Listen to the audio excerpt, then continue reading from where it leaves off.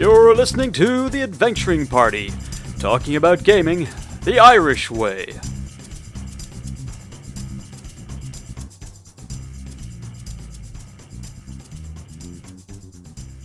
Welcome to The Adventuring Party. I'm Dave. I'm Owen. And I'm Scarr. And today, everything's random. Okay. Sorry.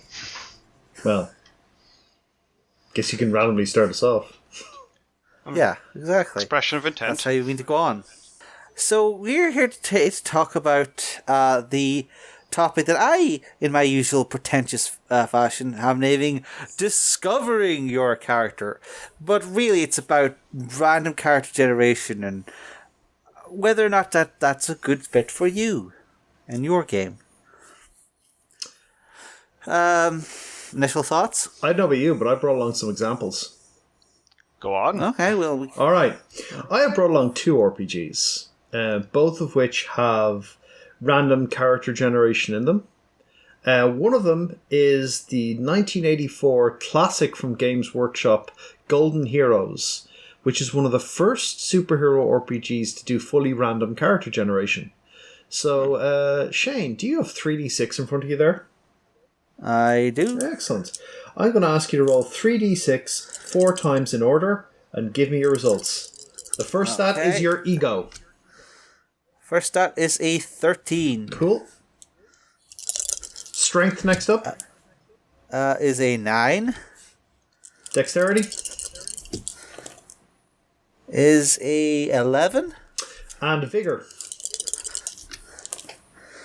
Is a whopping 10. So I suspect I'm more of a mentalist hero. Well, that's the interesting bit, right? Values between 6 and 15 have no effect on pretty much everything. So, it's like, well, that's not for everything. Aha, I say. Aha. But now what we're going to do is we're going to get you to roll 2d6, Shane. Alright. That's a 4. Have that. That's a 2. Add 4 to it. 6. You have 6 power rolls. Now, you can trade in power rolls for background rolls if you want to be a bit more like Batman. You can be like, instead of powers, I'm going to have a bunch of other things to roll. But you're going to spend all of your rolls on powers, right, Shane? That sounds fair, yes. Absolutely. Okay. Roll me a D100, Shane. Okay. 6. This is a 89. 89 is weapon skill. So you're supernaturally skilled in some weapon or other. You can spend one of your power rolls to have a rank 1 or spend an additional one to raise it to rank 2. For the emphasis of brevity, I'll say rank 2. All right. Is there a random chart to tell which weapon it is? We'll get to that in just a second. But we're going to finish off your powers at the moment. So you have weapon skill rank 2. You got 4 more rolls then. Give me a roll there. Is a 5. Ooh, armor. You can again upgrade that to rank 2 if you want. Let's say, yeah, rank 2 armor. All right, 2 more rolls. That is a 20. Energy attack. Okay. And one more. 38. 38. Larger. So you can grow larger. So, okay, let's take a look at your powers here, what they actually mean. And in terms of weapon skill, you basically have your weapon is basically souped up, and you can take a shield if you want as your weapon, or you can basically have a couple of different modes with it to use. So you basically are super skilled with one weapon in particular. For armor, you basically have some sort of armor, be it mystical or be it energy or be it physical armor that you put on. For larger, you can grow bigger, literally increasing in size. And you basically get 1d6 plus 2 more strength points. Is that rolled every time you grow? Or I would say it's just a roll once. Alright, that would be a 5 plus 2. C plus 2 is 5, which would raise my 11 to a 16. Yep. Which I think would finally mean I have a plus 1 to my strength rolls. You'll actually have a bonus to it, and your vigor. Okay. 5 plus 2 is 7, which I believe I rolled a 10 for vigor, so that would be 17.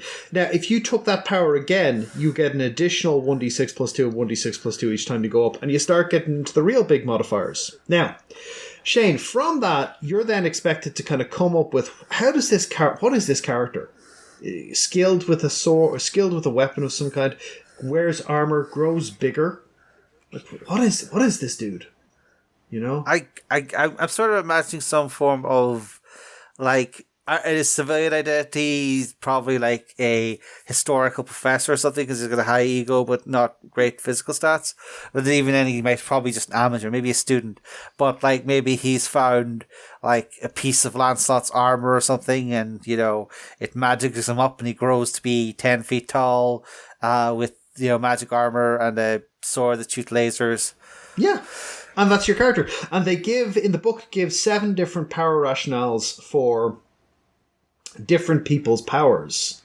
And, what they are, who this character is. And there's quite an extensive write-up of each one of them.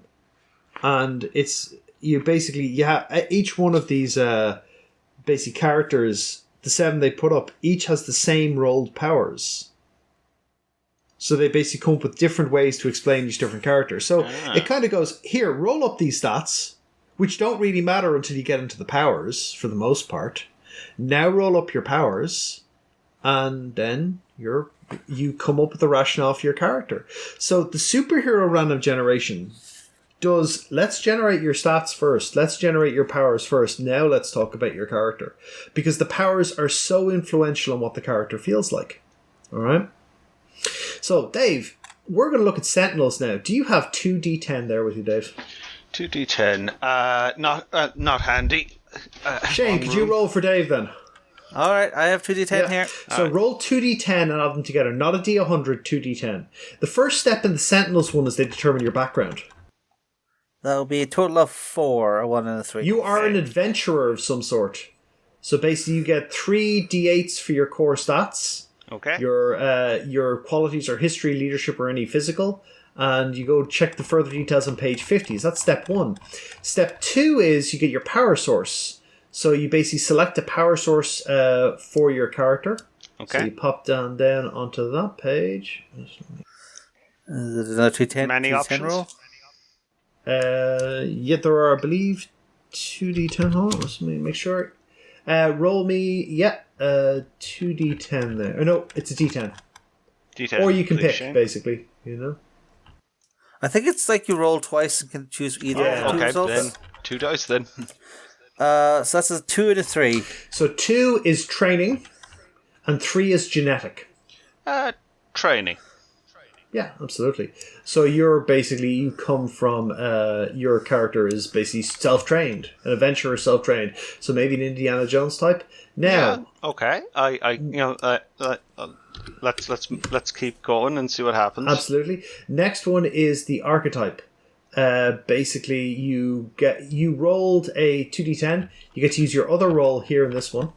So you rolled a 2 and a 3, and use the 3. So the 2 is your powers are shadow. So you can, you're basically stealthy. You can basically emerge from the shadows. You can use darkness against people. That sort of stuff. That is your. That's your power shtick. Sounding very The Shadow at the moment. It's you sound a little bit like Lamont Cranston, all right. Yeah. And then no harm. No harm at all. Then you basically you roll personality now. So roll me a d10. D10, please. Just 1d10? Just 1d10. You see, it's actually I misread it how you do it, but it's not a problem. So go to 1. You're a lone wolf. Okay, so definitely kind of it's lurking in the shadows. Has trained a bunch. Seeking adventure, like it. Very, very much that shadow vibe, just for sure.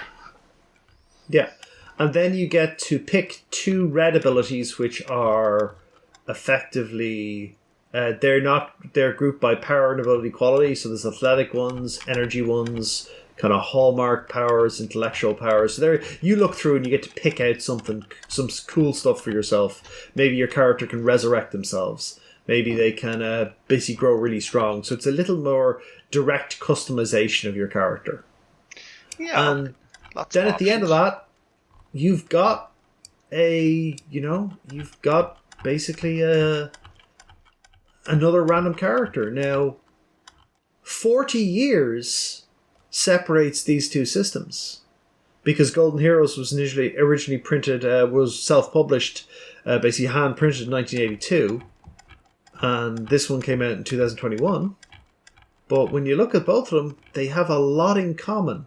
Now, Sentinels is a lot more polished in some way and probably gives you a more coherent character, a lot less randomly rolling dice for no effect. But you can still see that the same core in the random character generation of going, hey, roll this stuff and then come up with an idea to kind of get your character. That creativity in the superhero space hasn't gone away. So we ended up with randomly generating a character, and like Shane went in the direction of, oh, maybe he's a mystic knight like of Lancelot. But you could have gone a completely different direction. You could have decided, well, my character is actually summon psionic armor, and I'm like Psylocke, and I basically just would only direct my powers to protect myself or attack people. And my supernatural skill with the blade is a psionic knife, which is the focused totality of my psionic powers. You do it a bunch of different ways, and that's pretty cool, and it spurs creativity. So the great thing about random character generation is you can roll up a character and be like, wow, I'm really excited to play this. And I think the superhero style games are one of the best ways to do random character generation, because when you're rolling up your D&D character, you roll the stats, and the stats kind of decide which way you're going. Whereas in these ones, you're rolling up the powers, and you can kind of stitch together something cool from all those powers. Go, well, what kind of character is super tough and super strong? And it's like, well, that's like the Hulk, right? Or that's like Superman, or maybe that's like a little girl who's super strong and super tough because Princess Powerful and something. You can do something like that where you're like, oh wow, I can stitch together something really cool and creative here. I think that's honestly the best type. The superhero games are where random character generation is great, because you get to come up with your powers first, and you go, okay, now I come up with the character. I've got their background, they're kind of an adventurer, they're a wealthy person, and they've got these powers, and okay, I'm going to stitch this together and come up with a cool code name, and away you go at the races. So I just think that was a good idea, looking at two games which are literally 40 years apart, Golden Heroes and thing, and looking at that, this is just a good idea. This is just fun. I mean, from that, are you kind of like, oh, cool, I'd actually like to play this character? But that's usually my reaction after I open. Okay, I think I can get something out of this. I think this sparks my imagination. And the best thing is, only took about 5 minutes. So if you don't dig it, you're just like, you know what? Crumple, let's start again. Yeah, I like. There's there's definitely advantages to that. I mean, nobody wants to be stuck spending an hour trying to create a new character. Like, if say in the middle of a campaign or middle of a session. So that's got advantages all of its own. Like just the sheer short time it's taking, and it's also bringing together ideas that mightn't have happened if you got to just pick or points by. And often with points by, there's going to be an optimal way of doing anything. So you might go and look, well, I've got 18 strength, I should really be a fighter, to take full advantage. Yeah. The thing is, like, that for some people, it's just like, some people will come to the table with their ideas already sorted out, and some people will come to the table as a blank slate and would rather let Geis or the needs of the party guide them. Like, I tend to be the person who has like so many possible ideas for characters. So it's just like, I'll go with, well, what does the party need? Well, what niches does the party want filled? And I'll build to that, even if it's not, necessarily, my absolute favorite thing. It's just like, well, I'll make it work, bring it to the character, into the party dynamic. But some people they come to the table, they want to play Alpha McAlphason, the Fire Mage, and, if they roll 18 strength, they will hate it. Because I don't want to be... Fire Swords isn't as good a spell as Fireball, so I want to make Fire Mage. And is a particular game or particular campaign obligated to indulge this player's mono character approach to the game, or is it beyond the scope of a particular game to decide whether or not they should be entertained or not? I think that's getting in, that's kind of getting to the debate about what's the best fit between system, campaign, GM, and players. And I don't think there's a simple answer to that. But yeah, personally, I'd be much like yourself, Shane, in that I'm generally willing to be quite flexible, especially if I'm coming into a game later. And okay, these roles are picked. Okay, I'm happy to shore up what we're lacking. Cool. Because I tend to have a lot of ideas. I have occasionally found that I really homing in on one particular idea, but I still try to make it work within constraints. Like even with random character generation, with I'll try to customize the character to more fit what I was aiming for, but it's not the end of the world if it's strength 17 rather than 18, for example. To use a very simple example. Yeah.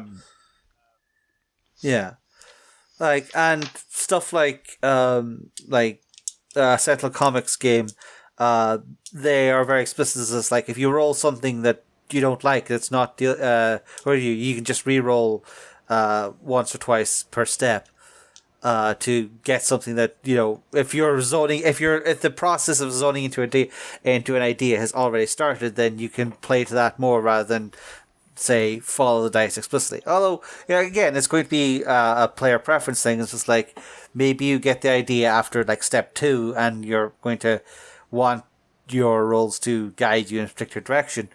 And some people will just no, let's see what the craziness is.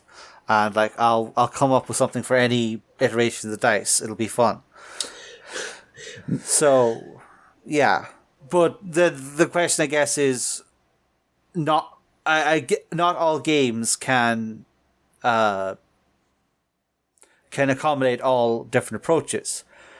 How many? Absolutely. Is it worth putting in an additional random or guided character creation system for every player type in a given game, or is it better to have the character generation system that suits the themes of your game?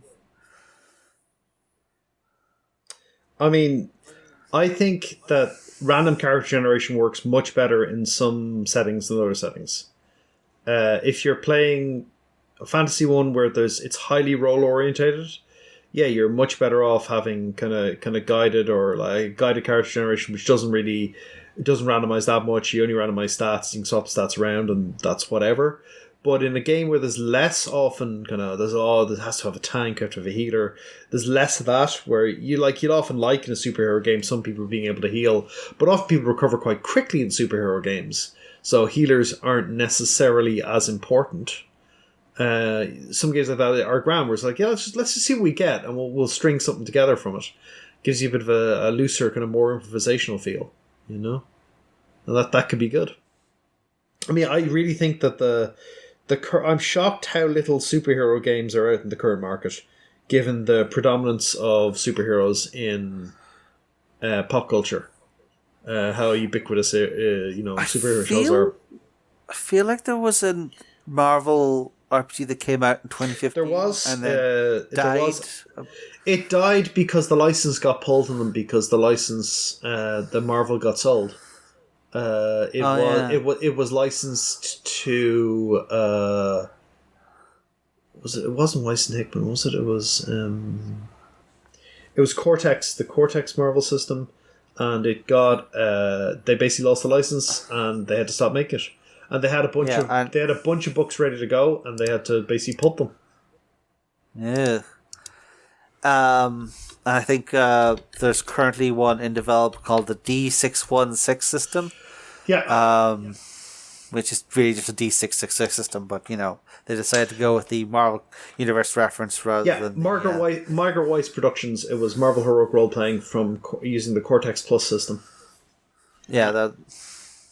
Yeah, it does seem strange that there hasn't been, I suppose, a rush for intellectual property backed superhero RPGs, because there's plenty of comic book fans who like their RPGs. I'm pretty sure something like 5 years ago they also came out with a retro clone based on the old Marvel Phase Rep system. But I don't know if more than 10 copies of that ever got sold. But yeah, it's like it suits the sort of superhero system very well. Well, but if someone sits down and they want to play Wolverine, you should probably have a way for them to just play Wolverine. Now, presumably, you could have sort of starter pack pre-gen character, which is just Wolverine but level 1 or whatever. And you should probably have something like that ready to go. As an alternative to, Ronnie rolling out and so no, this isn't Wolverine, this is Psylocke. Aww. But you know how, most of these ones will let you pick if you really want to have something in mind. But the random rolling often spurs a bit of creativity. It's like, oh, cool, I could do this with this person. Especially somebody who's got a wide experience of superhero media. If they've read a lot of comics or watched a lot of the MCU movies, they probably just have ideas, it could be like this, I could put this character together, If someone wants to play Spider-Man, let them play Spider-Man. I mean, cost you nothing, So there's also different expectations, because if you can customize your character completely, like points by, you're going to have certain expectations that that effort and time you've spent in it is going to pay off, as in that character is going to be sticking around for a while.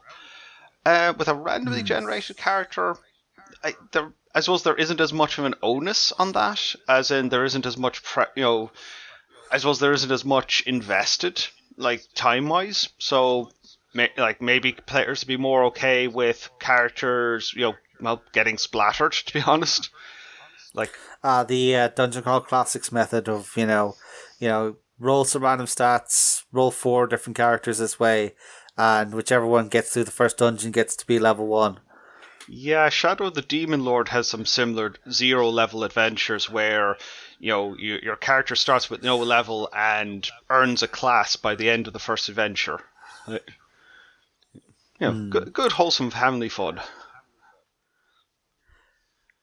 Yeah, although it does sort of highlight sort of a little bit of an economy that I've noticed. It's like we often talk about starting off with your character and randomly generating then, but often what you'll find is you'll have your D&D where stats are randomly generated or whatever, and then after that progression is very much player driven. It's just I'm sure I rolled a 15 and a 14 here, but now I am taking this prestige class and this combination of classes, and in some games maybe even I'm choosing which magic items I use my residuum to create, and after the initial, the character's randomly generated to kick me out of my habits of having one character. Oh look, I found the Fire Mage prestige class. I'm a Fire Mage now, even though people forced me into a fighter. Funny how that worked. And it's just stuff like that. It's just is that weird? Is that dichotomy weird? That we have these games where at the start everything is random, and then from that point everything is player controlled, or maybe we should want leveling up or XP spend to be a little bit random, maybe. Sorry, go on, Owen. The randomness at the start is good because it spurs creativity and basically makes someone excited. And then after that point, you probably wanted to tamp down a little bit because you don't want everything to be totally random, because then it becomes nonsensical. Whereas like the randomness at the start is good because it gets people thinking, gets them excited. Like you need in an RPG to be excited to play your character. If you're not excited to play your character, I mean, make a new character. Your character, if you're not excited about playing them, your character is not for you. Like literally, if you sit down and go, God, I'm playing this guy again. Can't even cast one fireball. Whatever. Like, you don't like it, don't play it. Your time is too valuable and precious to be wasted playing something you're not happy playing.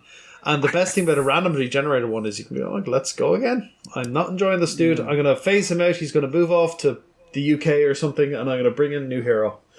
And that's perfectly in genre, People leave. I do feel like there was one very random 80s RPG which literally said that you could only have 5 characters ever, and if those 5 characters died, that you could never play this game again or something. That seems both arbitrary and impossible to enforce.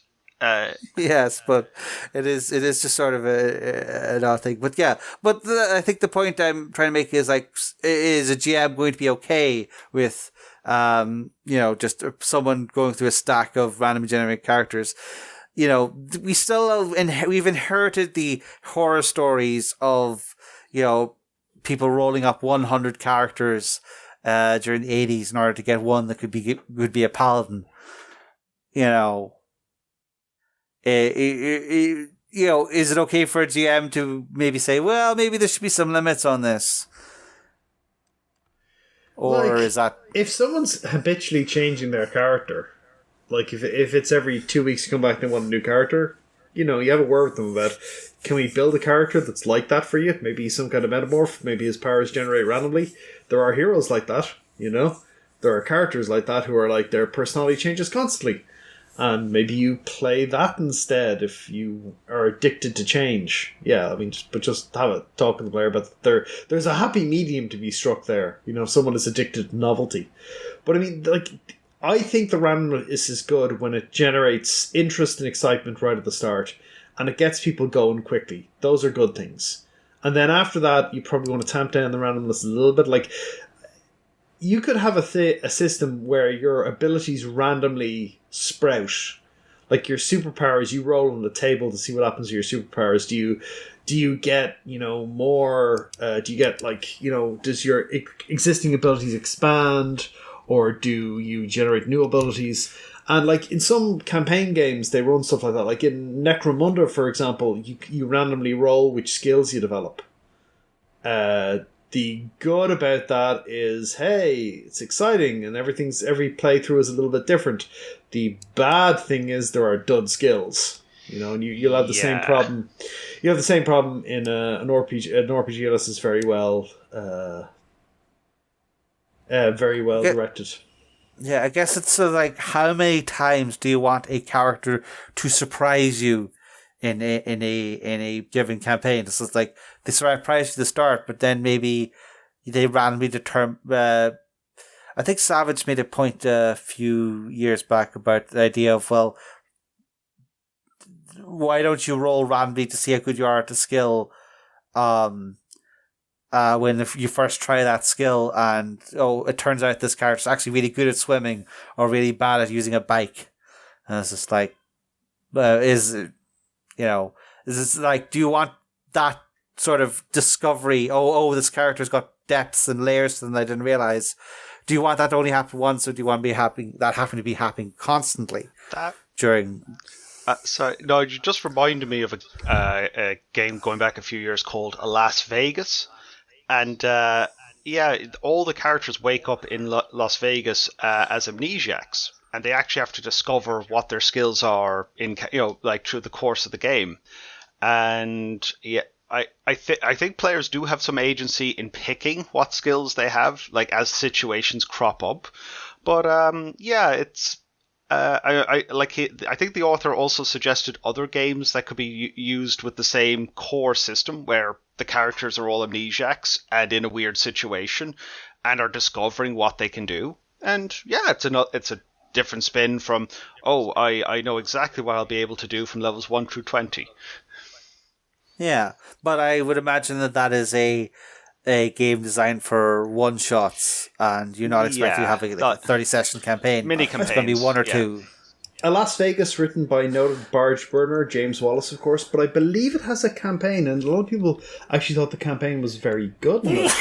As I recall, people said actually it's quite good. The arc of it is quite good. But yeah, it is a it's one to definitely take a look at as kind of this sort of generates randomly. Like it was a cool concept. Certainly, I've got it actually somewhere. Sit down and give it a proper read. Yeah, I do think though that there is that idea of like different life cycles for different levels of randomness. In that, like, sort of like how there's very popular, what we call like roguelike video games where each run is random and what powers you'll get will either be completely random or you'll be picking from 2 or 3 random options each level up. But these games are very rarely played over more than 1 or 2 sessions of play. So it's fine for you to get a couple of dud runs and just, have a comedy run where you have like, the big red nose that gives you like a torch but everyone can see you, or I haven't played Binding of Isaac, but I imagine there's a lot of nonsense like that. But that is sort of a short form thing, like having everything be random is more fun because you're getting this sort of evolving playstyle and you have to work with what you got. But over a longer game, you would probably want to have more fine control over your character's development as you go, and random events sort of become more like the background noise that your cool optimized build has to react to. I guess that sort of thing is like more randomness suits for a shorter campaign, but for a longer campaign, people are going to feel well. I've got a handle on this now.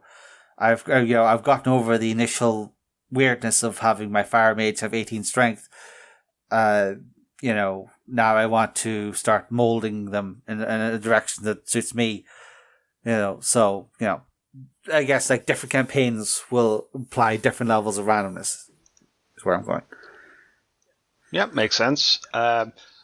Just thinking about post-apocalyptic games where you could have mutants who get completely random mutations every time they level up or after a certain amount of XP.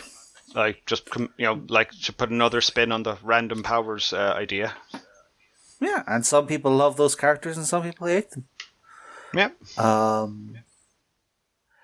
The last thing I wanted to point out is actually maybe on a similar vein is when loot is randomized.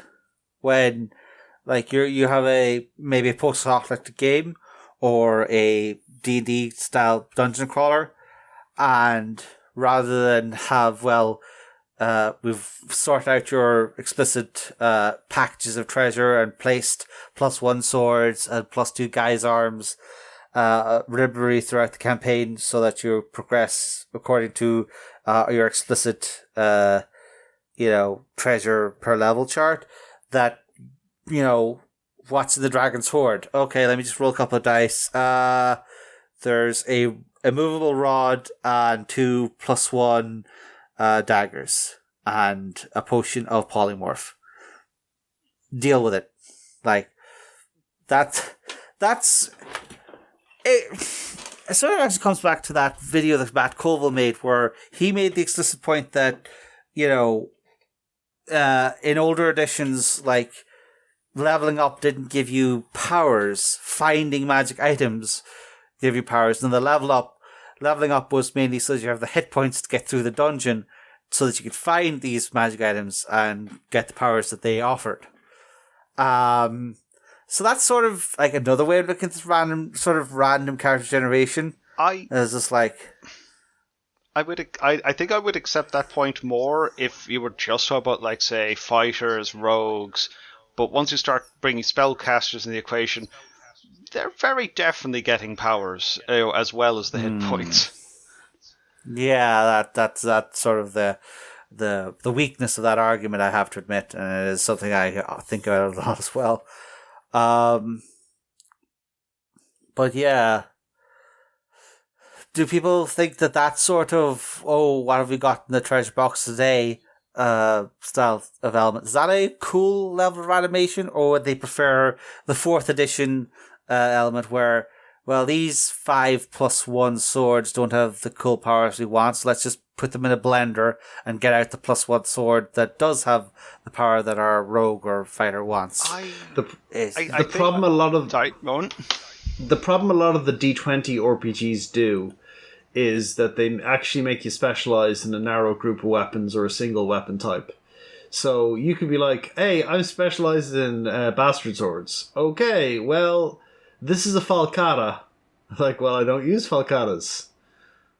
Pity. So you're either better off going, well, let's just scratch out falcata there in the module and replace it with bastard sword, or you basically do something like Residium or something like rune stones or rune plates where you can transfer the enchantment, because often it's non-trivial to go from I use bastard swords to I use falcatas.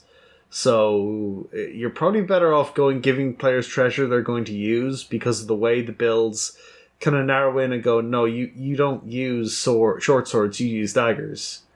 To use short swords, you'd have to retrain several aspects of your character. So you're better off going, let's give them the loot they're actually going to use, or give them the ability to transform the loot into something they will use. Because as cool as it is, and sometimes I've gotten very cool swords and just like, okay, no point using this, because I'm like, it's not what I lose from not using my signature stuff is not worth what I pick up from using the weapon. So yeah, for random loot, that is a problem. Like, if you give people stuff like just random dross, like, immovable rods, like, our 5th immovable rod, our infinitely climbing ladder is amazing. Like, can you imagine, like, there's a wealth by level chart, lads. We're expected to have a certain amount of treasure. These rods ain't cutting it, But at the same time, you get some players who's like, cool, infinite climbing ladder, ooh, infinite locked doors. I could come up with all kinds of crazy schemes with these, and maybe you're in a crazy scheme style game, or maybe you're in Pathfinder 2nd Ed, where you're having to figure out your flanking bonuses and your damage per round, and messing around with a move a rod is maybe just letting the team down. So it's sort of a thing where you have to think about it. It's just like, does this random loot serve the game I'm in? Like, maybe, maybe it will, maybe it won't. Okay. So, anyone have any other thoughts about randomness? It's great fun. Like, randomly generated characters, when they're done right, great fun. You can roll them up you can have a productive half hour rolling up with 2 or 3 characters. I would recommend doing it in the better RPGs first, because you get ideas for one, and then want to play the character. So that's all just a good thing. Just a quick thought on random treasure. That can force some creativity, because if you've got immovable rod and 2 polymorph potions, I mean, and that's what you have. Well, players will find ways to make use of them. It can lead to more interesting situations, that wouldn't necessarily have come about if they could, if people could just pick predictably what they were getting. But then again, how many uses are there for a +2 sword? Is maybe the response there. But maybe call back to previous episode. Maybe you'll want to have some explicit rewards. They're in, like, on the pedestal in the temple of Primordial Doom is, the staff of fireballs, but maybe 2 rooms down to the left is some randomly generated pile of treasure, so you can have some of both worlds, some direction and some randomness to create creativity.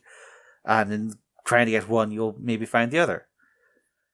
So a mix is always possible, and you just need to sort of RPG design is a little bit more like cooking than science in some ways. So maybe you'll just have to spice up your game with the right amount of randomness to get the feel that you want. And of course, like, this is sort of a player-focused thing. It's like it's the player discovering, how their character is developing. So, it's up to the player. The GM should be thinking about how much do my players want to discover versus how much they already have their ideas that they want to express. And that's a given system might not have the robustness to do anything, so you may have to. The GM should probably be thinking, well, my group wants this experience, so I should choose my game to play. Like, maybe they already have like cool builds in mind, so they want Mutants Masterminds, and sometimes they want the direction, so you break out Golden Heroes or Sentinel Comics to give them this random generation. It's going to be something that partly the players are going to do and partly the GM should accommodate to suit them. Actually, there maybe is that one last thing. What if you have two players in your group want everything to be random, and two players in your group have very strict ideas of like, we should make optimal builds for this super hard dungeon. Why are the rest of you messing around? Like, I guess that's sort of a GM adult conversation problem rather than you don't mix those games, because one of those games, there's random character generation where you randomly roll stats, right? Most games have gone away from rolling stats for a reason. There's excellent reasons to go away from rolling stats, and that's to keep the power distribution kind of even. Even with random generation, you can often get something very effective at the end of it. So you get something cool, you can be like, often, like if you look at Sentinels, the guided method is randomly rolled. There's also a mode where you just go through and you pick whatever you want. And at the end of Sentinels, you get to retcon. You get to go back and change some stuff if you want to change some stuff to make it more effective. So there's no reason why random can't do a couple of tweaks, just tweak a few buttons and go, you might go, Shane, actually, can I move that 13 in ego where my 9 in strength is, make my character a bit better? And I'll be like, yeah, sure, swap that stuff around. It doesn't need to be ineffective, you just need to be a little bit flexible about what you change. And most people are perfectly flexible. Let's just tweak a few things. That shrink doesn't work for me. Can we toss away the shrink and put in another rank of, basically maybe super strength? And you're like, yeah, sure, fire away, do that one. And then you get rid of the bit of the character you don't like, and you use something else instead, and that's just perfectly good.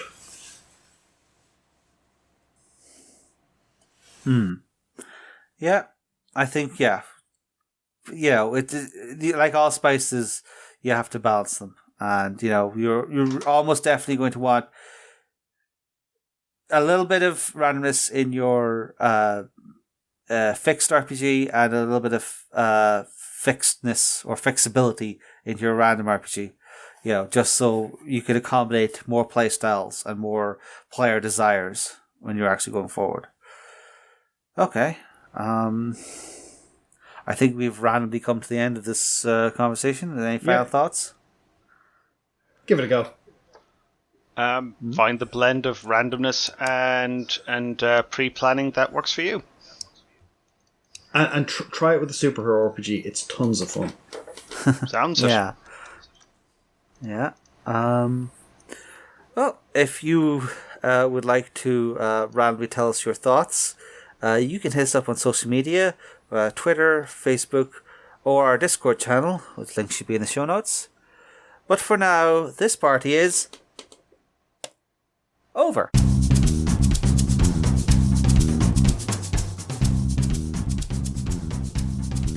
Thank you for listening to the Adventuring Party. If you'd like to leave us a voicemail, you can head on over to SpeakPipe and drop us a line. Or you can join us on our Discord server, where we keep the party going after hours. Otherwise, you can find us on Facebook, YouTube, Spotify, or Twitter, or you can email the hosts at party@theadventuringparty.net.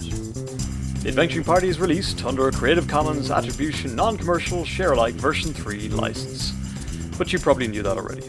We hope you enjoyed the episode, and look forward to seeing you back here next week. Goodbye.